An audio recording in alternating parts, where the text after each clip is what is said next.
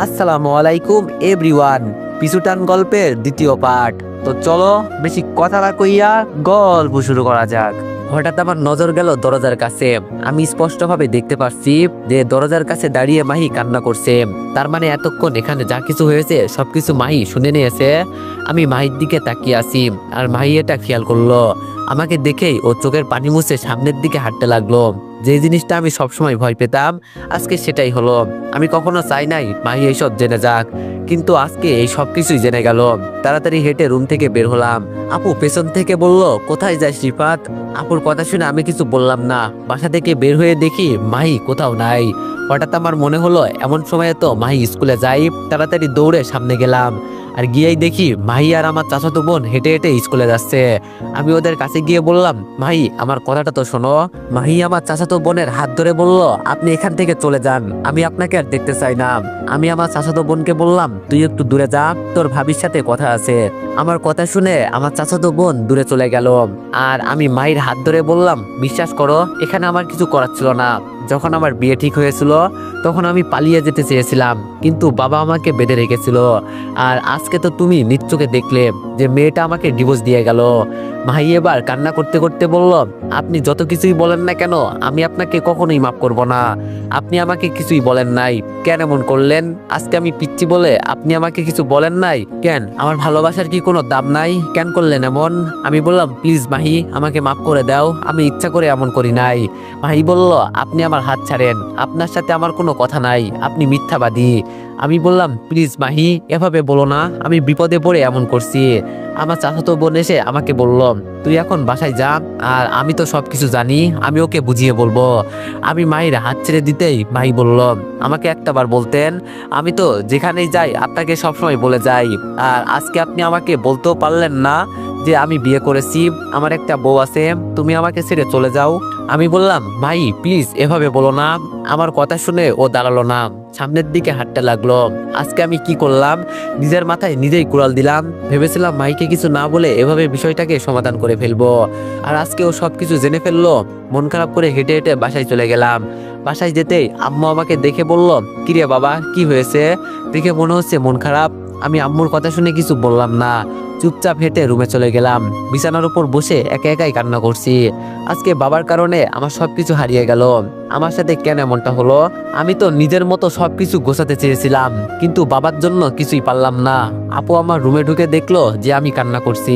এজন্য আপু আমার পাশে বসে বলল, যা হয়েছে বাদ দে ভাই, কান্না করিস না। আমি বললাম, কেন কান্না করব না তুই বল?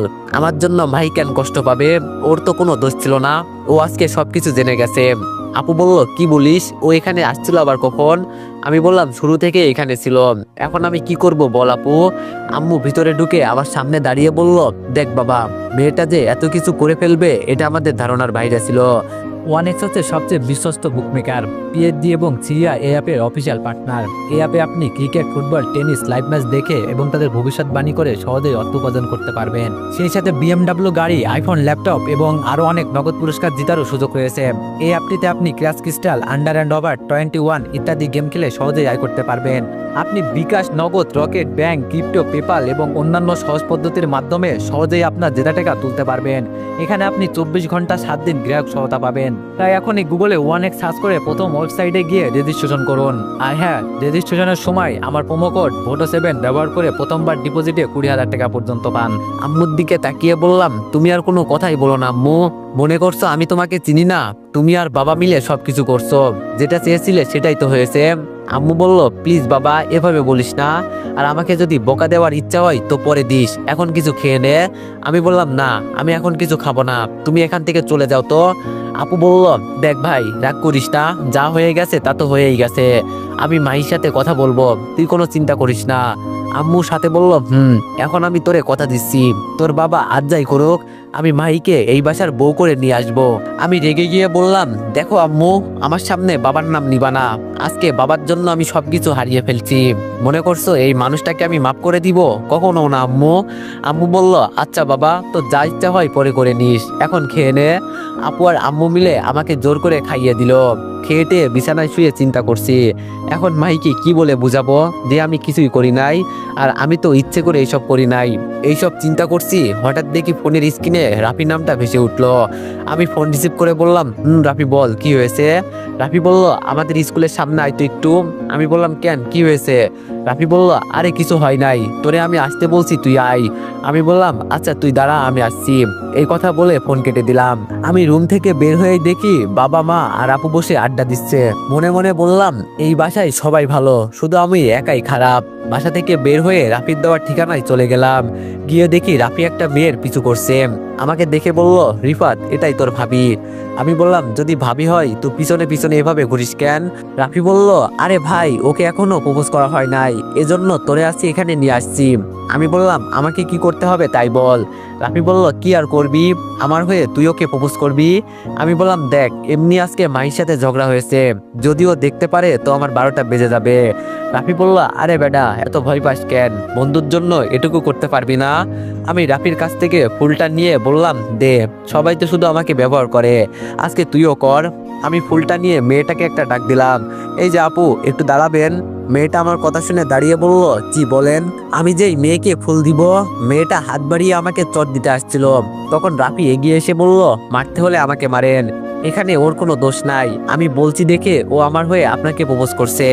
মেয়েটা রাফির দিকে তাকিয়ে হাসি দিয়ে বলল, ও আপনি আগে আমাকে বলবেন না, আর আপনি সত্যি আমাকে পছন্দ করেন। মেয়েটার কথা শুনে রাফি লজ্জা পেয়ে বলল, মেয়েটা রাফির ফোন নাম্বার নিয়ে বলল, আমি তোমাকে কল দিব, ঠিক আছে সেই পর্যন্ত অপেক্ষা করো, আবার খুব শীঘ্রই দেখা হচ্ছে। এই কথা বলে মেয়েটা চলে গেল। রাফি আমাকে জড়িয়ে ধরে বলল, মামা কাজ তো হয়ে গেছে, তোরে যে কি বলে ধন্যবাদ দিব বলার বাইরে। আমি বললাম, থাক থাক তোর আর ধন্যবাদ দিতে হবে না। রাফি বলল, মনে হচ্ছে জানো আজকে তোর মন খারাপ।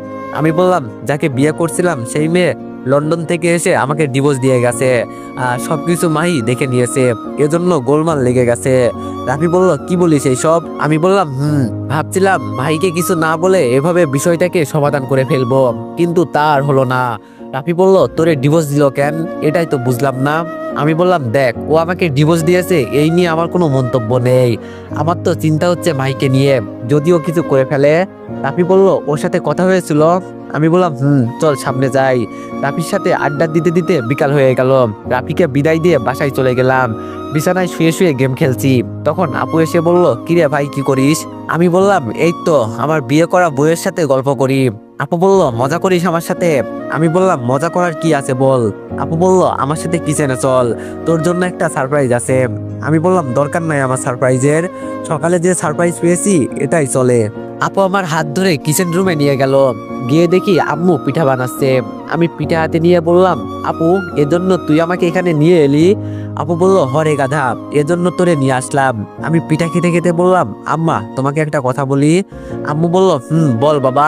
আমি বললাম, বাবা তো আমার মতামতের বিরুদ্ধে আমাকে বিয়ে করিয়ে দিয়েছিল, কিন্তু আপুর ক্ষেত্রে এটা আমি কখনোই হতে দিব না। আপু তোর কোনো পছন্দের মানুষ থাকলে আমাকে বলতে পারিস। আপু আমার কথা শুনে আমাকে ইশারা করে বলল, আম্মুর সামনে এইসব বলার দরকার নেই, ঠিক আছে। আমি আর কিছু বললাম না, চুপচাপ পিঠা খাচ্ছি।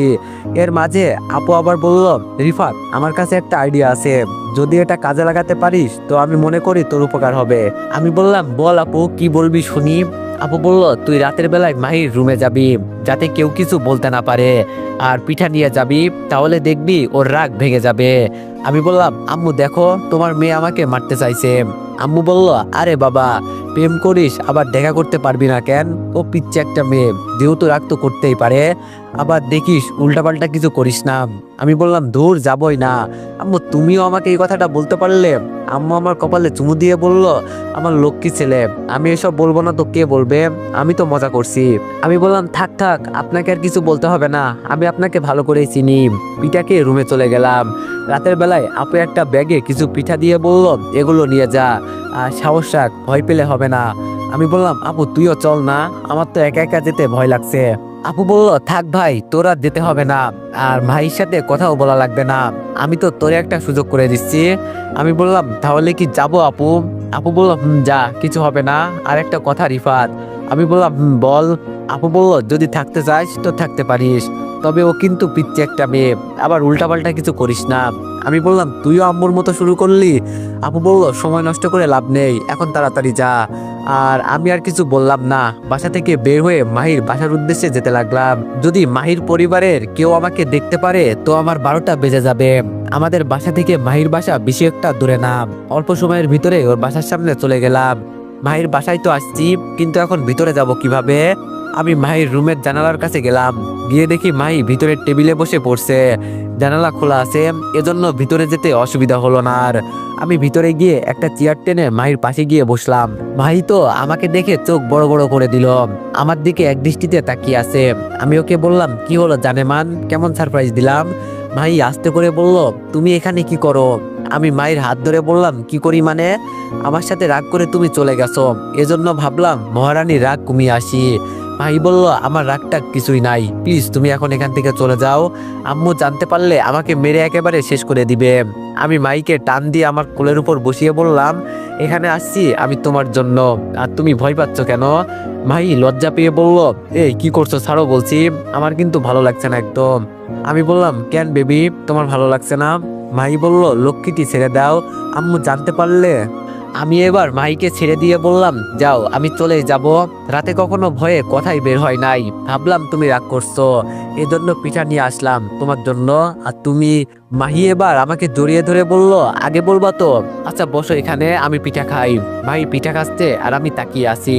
আমি তাকিয়ে আছি দেখে মাহি বলল এইভাবে তাকিয়ে দেখবা না, আমার লজ্জা করে। আমি বললাম এত লজ্জা তোমার? আচ্ছা আমার উপর থেকে রাগ কমছে তোমার?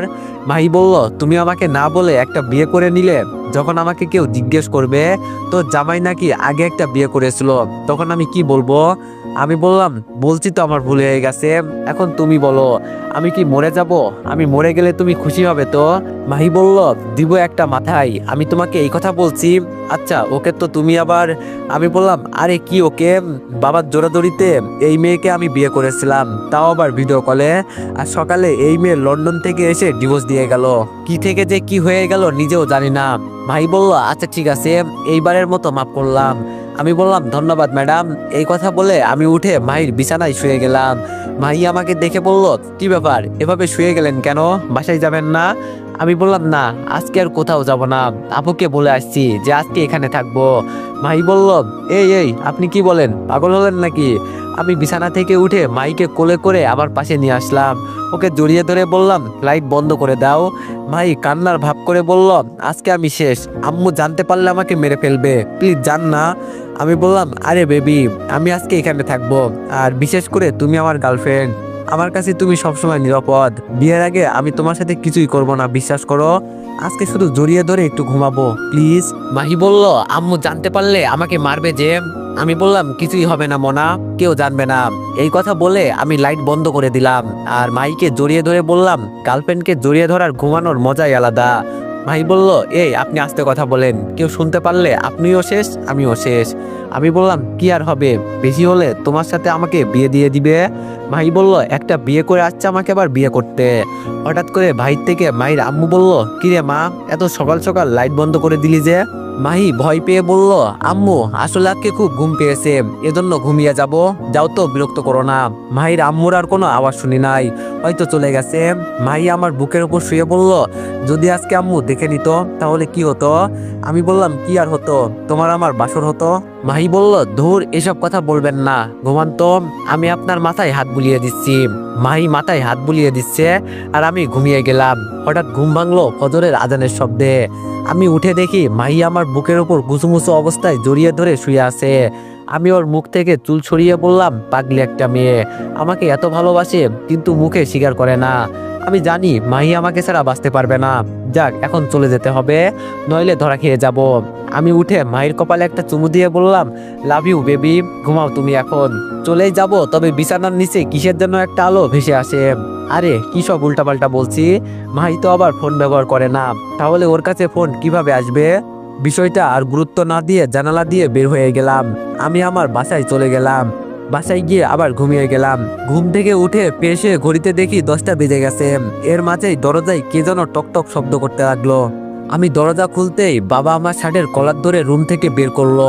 বাবার এরকম আচরণে আমি একটু ঘাবড়ে গেলাম। এজন্য বাবার দিকে তাকিয়ে বললাম, বাবা কি হয়েছে? আপনি আমাকে এভাবে ধরে কোথায় নিয়ে যাচ্ছেন? বাবা আমার দিকে চোখ রাঙিয়ে ঠাস ঠাস করে দুইটা চড় দিয়ে বলল, তুই আমাদের মান সম্মান আর রাখলি না। ভেবেছিলাম আমি হয়তো ভুল করেছি, কিন্তু তাই বলে আমি বুঝতে পারছি না বাবা আমার সাথে কি করতে চাইছে আর আমি কি করলাম। বাবা আমাকে টেনে বাসা থেকে বের করলো, আর বাইরে গিয়ে দেখি আমাদের উঠোনে চেয়ারম্যান মেম্বার সহ আরো অনেকজন বসে আছে। তবে উঠানের এক কোনায় মাহি আর ওর বাবা মা বসে আছে। আমি বুঝতে পারছি না এখানে কি হচ্ছে, আর আমাকে এখানে কেন বা ধরে নিয়ে আসলো? আমার অপরাধী বা কি? আমি আপুর দিকে ইশারা করে বললাম, আপু আমি কি এমন করেছি যার কারণে বাবা আমাকে ধরে এখানে নিয়ে আসলো? আপু শুধু ইশারা করে বলল, যা করেছে তোর গার্লফ্রেন্ড মাহি। বাবা আমাকে ধরে সবার মাঝে বসিয়ে দিল। আমি সবার সামনে বললাম, বাবা আমার অপরাধ কি? আমি কি এমন করেছি যার কারণে আপনি আমাকে এভাবে ধরে নিয়ে আসলেন? আমার কথা শুনে বাবা যেই আমাকে মারতে আসবে তখন একজন মুরব্বী বাবাকে ধরে বলল, বিষয়টা আমরা দেখছি তো, আপনারা তো উত্তেজিত হবার দরকার নেই। চেয়ারম্যান সাহেব ভাইকে বলল, মা ও কি করেছে না করেছে প্রমাণ না দেখালে বিশ্বাস করবে না। আমরা তো সবাই দেখছি ও তোমার সাথে কি কি করেছে, এখন ওকে একটু দেখতে দাও নিজ চোখে। চেয়ারম্যানের কথা শুনে মাই এলো না, মাই চুপচাপ বসে আছে। মাহির আম্মু চোখ বড় বড় করে আমার দিকে রাগের দৃষ্টিতে তাকিয়ে চেয়ার থেকে উঠে আমার কাছে এসে শুধু বলল, আমার মেয়ে বোকা বলে তোরে কিছু করে নাই, নইলে আমি তোরে কেটে রেখে দিতাম। এই কথা বলে উনি ওনার হাতে থাকা ফোনটা আমার কাছে দিল। ফোনটা হাতে নিয়ে দেখি একটা ভিডিও অন করা আছে। ভিডিওতে স্পষ্টভাবে দেখা যাচ্ছে যে মাইকে জড়িয়ে ধরে আমি ঘুমিয়ে আছি। মাঝে মাঝে ওর কপালে চুমু দিয়ে বলছি, আমার লক্ষ্মী বউটা। এইসব ভিডিওতে দেখা যাচ্ছে, আর কিছু না। ভিডিওটা দেখে আমি মাইর দিকে ফিরে তাকালাম। মাইর দিকে তাকাতেই মাই চোখ নিচু করে দিল। মাই আমার সাথে এটা করতে পারলো? ওকে তো জাস্ট আমি একটু জড়িয়ে ধরে ঘুমিয়েছিলাম, এটা ও ভিডিও করলো। যাকে এতটা ভালোবাসি সে কি আমার কবর খুললো যাতে আমি তাড়াতাড়ি মারা যেতে পারি? মায়ের আম্মু ফোনটা নিয়ে তিনি তার জায়গায় চলে গেল। মেম্বার সাহেব বলল, এই বিষয়টা কি শুধু জড়িয়ে ধরার মাঝেই ছিল নাকি আরো কিছু হয়েছে? মাইমা তুমি কিছু বলো। মেম্বারের কথা শুনে মাই দাঁড়িয়ে মাথা নিচু করে বলতে লাগলো, রাতে আমি পড়তেছিলাম, হঠাৎ করে এই ছেলে জানালা দিয়ে আমার রুমে ঢুকে পড়ে। আমি তো ভয় পেয়ে গিয়েছিলাম, কি করব তখন তাই চিন্তা করছিলাম। কিন্তু এই ছেলে বলে, আমি তোমার সাথে এখানে কিছু করতে আসি নাই, আমি তোমাকে ভালোবাসি, এজন্য শুধু তোমাকে জড়িয়ে ধরে একটা রাত ঘুমাবো, আর কিছু না। আর যদি আমার কথা না শোনো তাহলে মনে মনে তুমি যেটা অনুমান করলে যে আমি এখানে তোমার সাথে কি করতে এসেছি, পরে সেটাই করব। আর যদি কোনো কারণে সন্তান হয় তাহলে বাবার পরিচয় দিতে পারবে না। আমি ভয় পেয়ে গিয়েছিলাম, অন্তত সম্মান যদি বাঁচে তাহলে নয় ওর সাথে থাকলাম, কিন্তু ও শুধু আমাকে জড়িয়ে ধরেই ঘুমিয়েছিল, অন্য কিছু না। এই কথা বলে মাহি বসে গেল। আমার চোখ দিয়ে টপ টপ করে পানি পড়ছে। যাকে আমি এতটা ভালোবাসি সে আজকে এই কথা বলতে পারলো।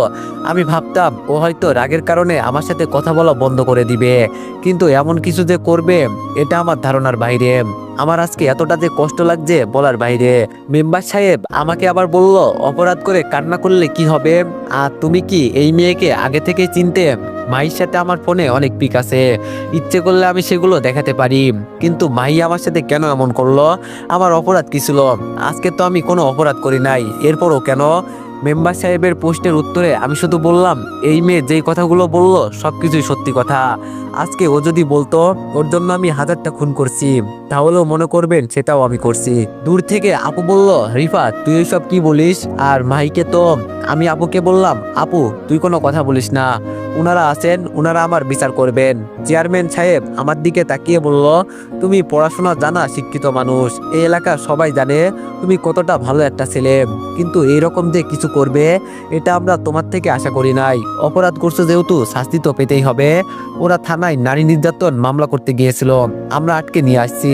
এখন আমার কথা হলো, তোমাকে 1 বছরের জন্য এই এলাকা থেকে বরখাস্ত করা হলো। এই 1 বছর তুমি আমাদের এলাকায় কি আমাদের থানার ভিতরেই আসতে পারবা না?